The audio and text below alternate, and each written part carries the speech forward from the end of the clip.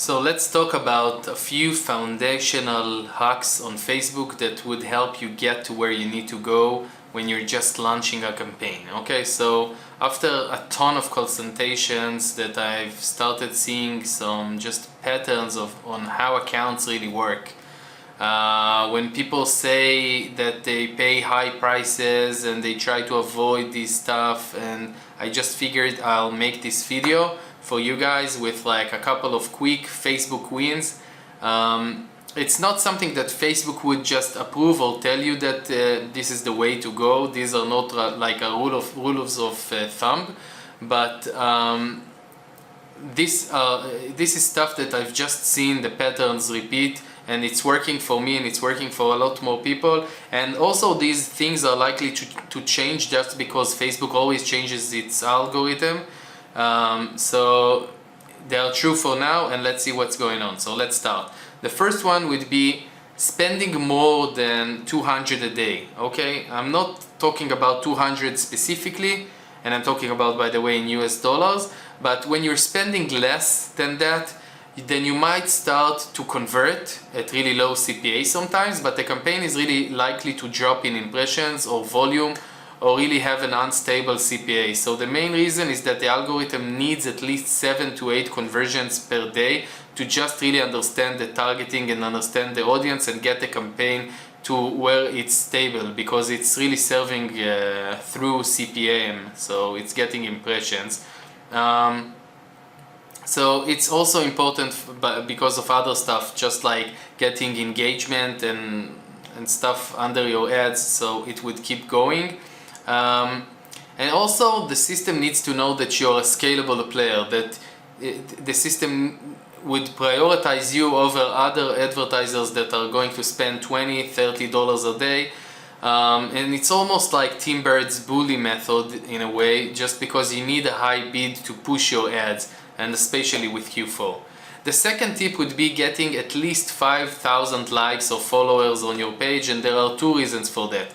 The first one would be that for the more experienced marketers out there, you might remember that a while back, maybe in 2014, there was a feature that was called story ads. And story ads wasn't a placement just like it is right now. It was basically serving the ad to people who are also friends, followers or likers of that specific page and are friends of you. So you would see an amazing ad that would act amazing in terms of like CTR. Something like Tammy, which is your friend in this example, also likes this brand or recommends this brand, and then you would see the ad itself.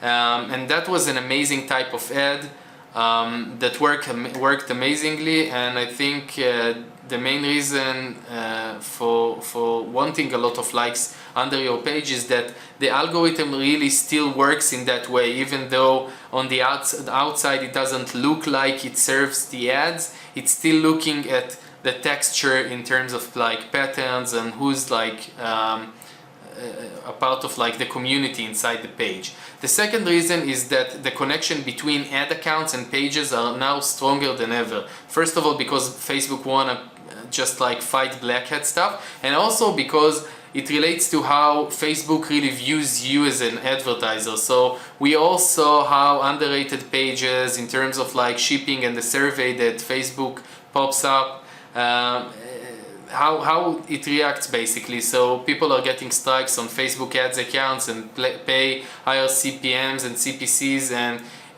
this also works with policy issues when you're doing anything grayish that might trigger the bot that checks the ads. So for those reasons, I really recommend getting a decent number of likes inside the page. The next tip would be making sure that your ads are a scroll stopper. Facebook actually measures how many people are scrolling down the feed and stop and watch your video, your image, your poll ad, it doesn't matter. And that's a part of like the stuff that Facebook measures, like engagement rates, conversion rates, and general quality ranking.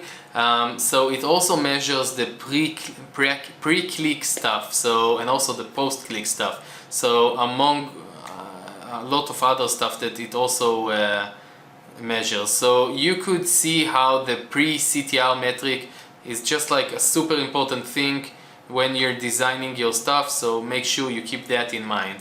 The last tip that I'm going to share with you is using images when you have people that smile, people that are happy, animals if possible, in general anything that would provoke a good positive reaction from the user.